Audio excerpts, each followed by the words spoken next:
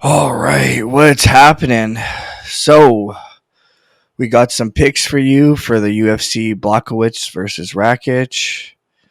Obviously, you guys know the last week was one of our probably the worst week we've had since this show's started.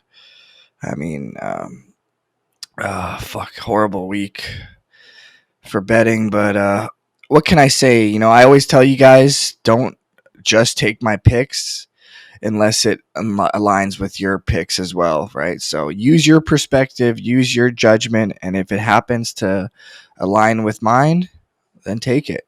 You don't know how many people or message me. They're like, "Man, we weren't going to take Bilal, but the moment you were feeling Bilal, that made me want to take Bilal." So and then they put money on him, and he won.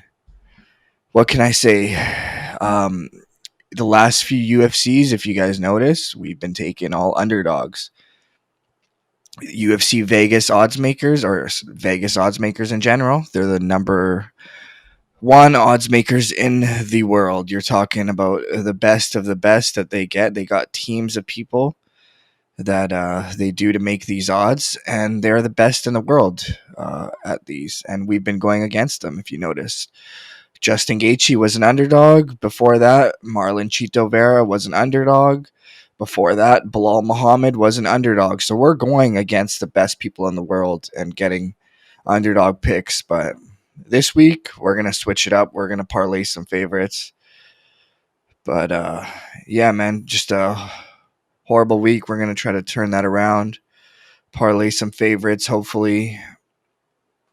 If you notice, um, I don't know if you guys noticed this, but for the first time in the UFC, I think this weekend you'll notice bad coaching lost two title fights.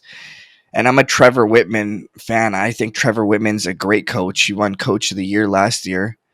And then, dude, he had one of the worst coaching performances I've ever seen. And, not too many coaches get slack or get the praises that they deserve because, it is the fighter in there doing it. And at the end of the day, the fighter's got one who's pulling the trigger and really got to win or lose. But at the same time, if you're the coach in the corner, you got to be giving correct advice to your fighters. And that means leading up to the fight, during the fight, and after the fight.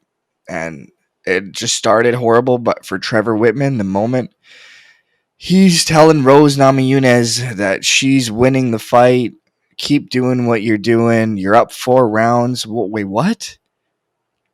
Are you watching the same fight we're watching? She's up 4 rounds. They landed 3 strikes each last round. That round can go either way. You got to be telling her to get active. You can't tell her, "Hey, Rose, you're up 4 rounds. Go out there and have fun." Like, no, don't go out there and have fun. You got to win this fight.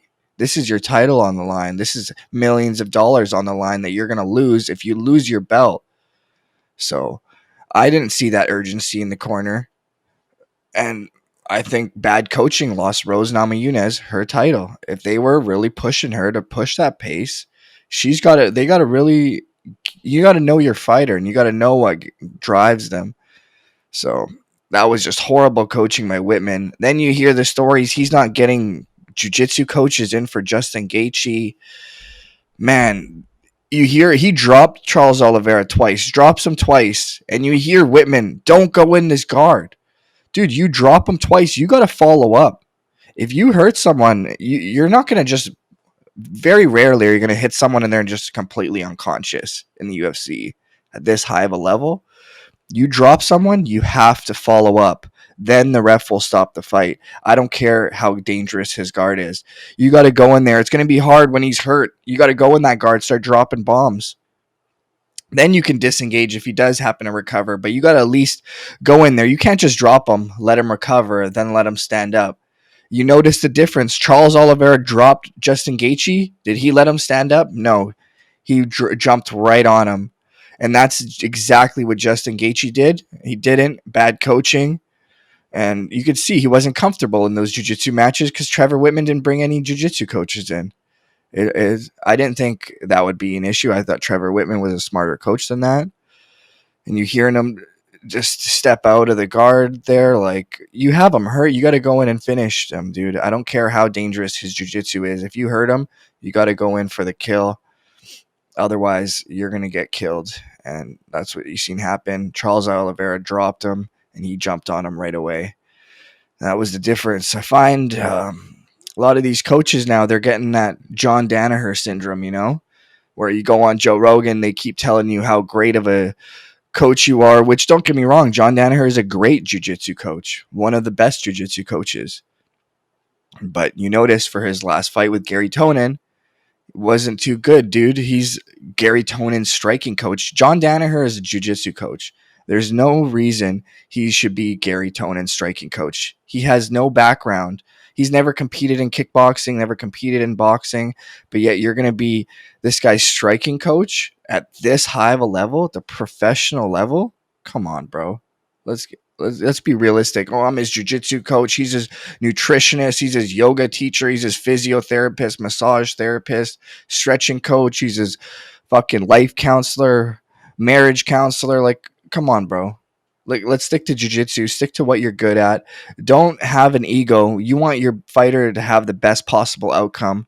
It drives me nuts. But not saying he's a bad coach, but you got to really put your ego aside and say, okay, this is going to be the best way to go about it. And I didn't see that from Trevor Whitman. Just horrible. But yeah, man. So getting into the UFC this weekend. Let's see here, the picks. So we have Aleksander Rakic versus Jan Blachowicz in the main event. Let's see here. So I'm going to take Aleksander Rakic, and we're going to parlay him with Tatsuro Taira. So if you guys don't know this Japanese kid, he's named Tatsuro Taira. Basically, he's only 22 years old. He's been fighting since he was, I think his first pro fight was age 15 or age 16. The UFC is going to try to push this kid, right? I mean, he's 22 years old. They're not going to put him against a top guy, right? They're going to try to build him up. It's called tune-up fights. The same way they're doing Paddy Pimblett, the same way they're going to do Muhammad Makayev. They're not going to throw him in with these lions right away. They want to build the brand. And so I think that's what they're going to try to do with this young Japanese kid, Tatsuro, only 22 years old, undefeated. I think he's 10-0. And they're going to try to push this kid. He's his first fight in the UFC, or first fight of the night, and his first fight in the UFC. And if you parlay him right now with Aleksander Rakic, you're going to get plus 133 odds, or plus 130. So $100 wins you 130, which is great. More than double your odds to play. Sorry, 1.2. So $100 wins you 121. Yeah, you get a return of 221, which is pretty good. To play bet. I think Jan Blachowicz, he's getting a little older. His time's up. Aleksander Rakic, he's a beast, man. Crazy striker. And I think he's just going to run through Jan Blachowicz. And the same thing with Tatsuro. I think he should win that fight. So that's our picks this weekend. We're going to parlay them both. Also, if you're not feeling it, you're like, hey, man, I don't even know this Japanese guy. Don't take him then. I always tell you guys, if you're not feeling my picks, don't take it. These are free picks. I'm not asking you guys to pay for my picks. They're free. If they lie in line with yours, take it. You're feeling it, take it. If not, then don't take it. Simple as that. And we've been taking underdogs. This is a little different. We're taking favorites this week. But yeah, so those are our picks.